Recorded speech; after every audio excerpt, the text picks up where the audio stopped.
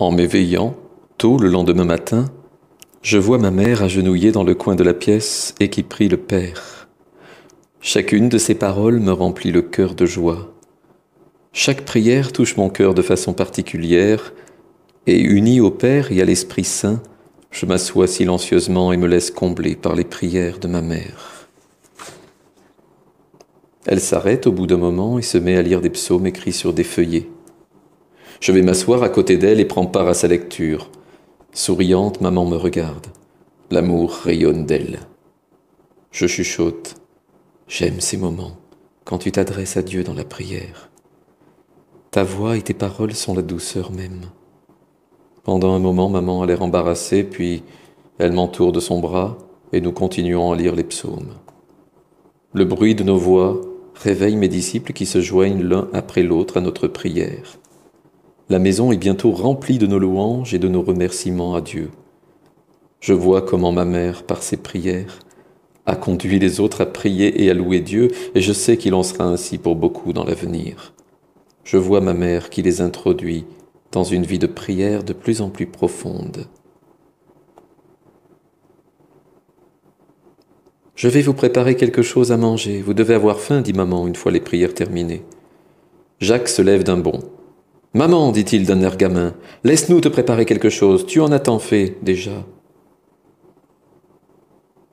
Elle vient à lui et dit en lui posant le bras sur les épaules, « Tu es toujours prêt à aider mon fils. Quel bon garçon tu fais. » Jacques, l'air très heureux, lui dit, « Que puis-je faire ?»« Cela m'aiderait si tu pouvais aller au puits chercher un peu d'eau, réplique maman. » Jacques saisit la cruche qu'il balance en se dirigeant vers la porte. « Je ne serai pas long, dit-il. » André, qui aide maman à faire le repas, voit qu'il n'y aura sans doute pas assez de nourriture pour nous tous.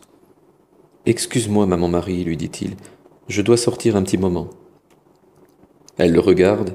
« Bien, lui dit-elle, mais ne sois pas long ou tu pourrais ne rien avoir à manger. » André va vers Judas et lui parle tout bas. Judas sourit et lui tend quelque chose. Judas aime ma mère. Aussi ne lui refuserait-il jamais rien, ce qu'il aurait fait et qu'il faisait avec beaucoup d'autres. Jacques revient avec l'eau au moment où André part. « Où va André ?» demande-t-il. « Ne t'en fais pas, dit Barthélemy, il sera bientôt de retour. » Maman a fini de préparer le repas et André n'est toujours pas là. Elle partage une petite quantité de nourriture entre nous et met un peu de côté pour André. Judas prend la parole. « Maman, tu n'en as pas laissé pour toi. » Elle le regarde. « Ne t'inquiète pas, je mangerai plus tard.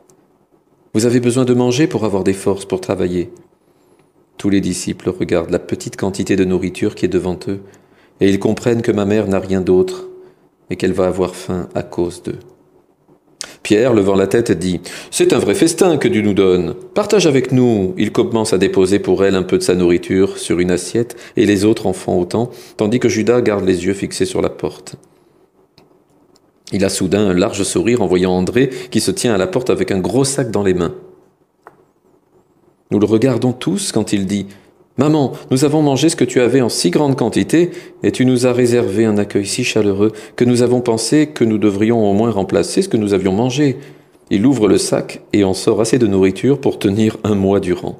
« Oh, mes enfants, dit maman, avec une larme qui coule sur sa joue, vous me gâtez. » Jacques se lève d'un bond et se met à chanter d'une voix joyeuse. « Un cadeau d'amour pour notre mère, un cadeau d'amour pour notre mère. » Il danse autour de la pièce, si heureux, puis il vient vers ma mère. « Assieds-toi et laisse-moi te préparer un repas. » Elle s'assoit et elle semble si heureuse et si reconnaissante de l'amour que lui témoignent mes disciples. Je leur souris. Ils sont comme de petits enfants qui apportent un cadeau à leur mère. J'espère que tous les hommes seront ainsi et pourront voir que ma mère ferait n'importe quoi pour les aider. Elle leur donnera même son propre fils, sans se plaindre. Un véritable amour de mère. Je désire que tous les hommes voient combien ma mère a d'importance dans leur vie, et je veux que tous la traitent avec l'amour et le respect que lui témoignent mes disciples. Oui, tous, même Judas. Dehors, quelqu'un appelle. « Est-ce vrai que Jésus est à la maison ?» Je reconnais la voix retentissante d'Émial, un ami avec qui j'ai grandi. Je sors à sa rencontre, il a un large sourire sur le visage. « Jésus, Pourquoi ne m'as-tu pas dit que tu étais ici dit-il en se précipitant pour me serrer dans ses gros bras. Je ne suis arrivé qu'hier soir, dis-je. Mais avant que je puisse achever, il dit « Combien de temps vas-tu rester, mon ami? Je t'ai vu si peu ces dernières années. » Quelques jours seulement, et puis nous devrons reprendre notre chemin. Toujours, n'est-il pas vrai, à apporter aux gens cet amour merveilleux et tes grandes paroles, dit-il d'un ton mi-affirmatif, mi-interrogatif. Je ne peux m'empêcher de l'aimer. Lui si ouvert, si amical, si aimant. Un bon géant d'homme à la voix tonitruante et au grand cœur. Je me souviens d'une fois où nous sommes allés dans un autre village et où des garçons là-bas se sont moqués de moi parce que j'allais à la synagogue pour prier. Je vois encore Émial qui se tenait entre les garçons et moi, et eux qui lui jetaient des pierres et qui lui ont coupé le visage avant de s'enfuir. Émial refusait d'écouter mes remerciements. « Les amis sont là pour ça, disait-il. » Émial, un véritable ami. « Viens nous voir chez nous, je suis marié maintenant, et nous allons bientôt avoir un enfant, demande-t-il avec une lueur d'espoir dans les yeux. Ma femme est impatiente de te connaître, je lui ai tant parlé de toi. C'est une gentille femme. Bien sûr, mon ami, que je viendrai. Comment pourrais-je ne pas venir chez toi alors que je t'aime? Il a l'air plus heureux encore. Formidable, formidable. Amène tes amis que je puisse leur raconter des histoires de notre jeunesse, dit-il, de sa voix tonitruante. Nous irons d'abord à la synagogue, et puis nous viendrons te rendre visite, Émial, mon ami. Je vais le dire à ma femme, elle va être si heureuse de te voir, dit-il, et il part. Jésus, Émial est un homme bien, dit Marie. Il vient me voir tous les jours, juste pour dire bonjour. À ce qu'il dit, mais je sais que c'est pour veiller sur moi. La femme qu'il a épousée est belle, mais elle ne peut pas marcher, c'est donc lui qui nous fait les travaux du ménage. Aussi bien que les travaux des champs pour gagner leur vie. Il ne sait pas ce qu'il va faire quand le bébé sera là, mais il est heureux malgré tout et il aime sa femme. Un homme vraiment bien. Maman lit dans mon cœur et je peux voir en moi ce qu'elle demande. Oui, il était toujours heureux quoi qu'il arrive et il désirait toujours aider les gens. Un homme bon et une âme délicate. À la synagogue, je m'assois tranquillement, écoutant les paroles de mon Père et ressentant la chaleur de l'Esprit Saint. Au bout de quelques heures, je dis à Pierre, « Viens, allons chez mon ami. » Nous quittons la synagogue et nous nous arrêtons au marché pour acheter de la nourriture. Et des cadeaux pour la famille de mon ami. Émial est à l'extérieur de sa maison, il nous attend. « Jésus, dit-il ouvertement, tu as mis si longtemps, je me demandais si tu viendrais. » Émial, comment pourrais-je t'oublier? Il sourit et dit en baissant la tête, « Ils ne sont plus nombreux à nous rendre visite depuis mon mariage. Je pense qu'ils sont gênés. » Alors leur amitié n'est pas sincère, car il n'y a pas de barrière entre amis, dis-je, passant mon bras autour de ses larges épaules. « Entrez, dit-il joyeusement à mes disciples, j'espère que vous tiendrez tous dans ma petite maison. » Il y a de la place pour tous, et il y en a même de plus. Et assise sur le sol, près de la table se tient sa femme. Elle a un si beau visage et des yeux lumineux, mais son corps est affreusement tordu. Ses bras font saillie en formant des angles disgracieux. Elle a les pieds tordus sous elle, et elle semble souffrir.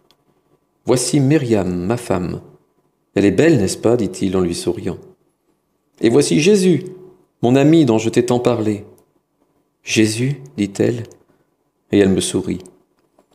Je peux voir combien elle a honte d'elle-même, combien elle craint que son mari ne soit blessé encore une fois, si ses amis lui tournaient le dos une fois de plus. « Myriam, un si beau nom, et un si ravissant sourire, dis-je en éprouvant pour elle une profonde affection. Mes apôtres la saluent chaleureusement, et certains l'étreignent. Judas reste en arrière et ne dit rien. Il regarde avec dégoût la femme infirme qu'il a devant lui.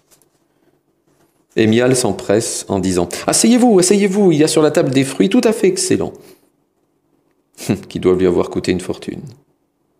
Il apporte des pichets de vin et d'eau. Nous y goûtons tous, excepté Judas, qui trouve le vin de piètre qualité. Émial est tout joyeux en racontant quelques-unes des nombreuses aventures de notre enfance.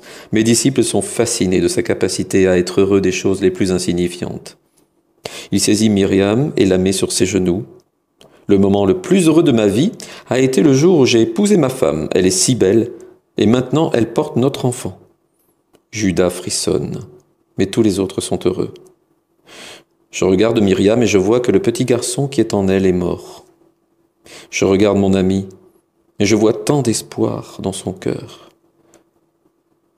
Puis je regarde Myriam, que les gens effraient tant, qui doutent que ces hommes puissent l'aimer vraiment. Je lis dans ses yeux combien elle est blessée par les réactions de Judas. La plupart ne l'ont pas vue, mais elle, si.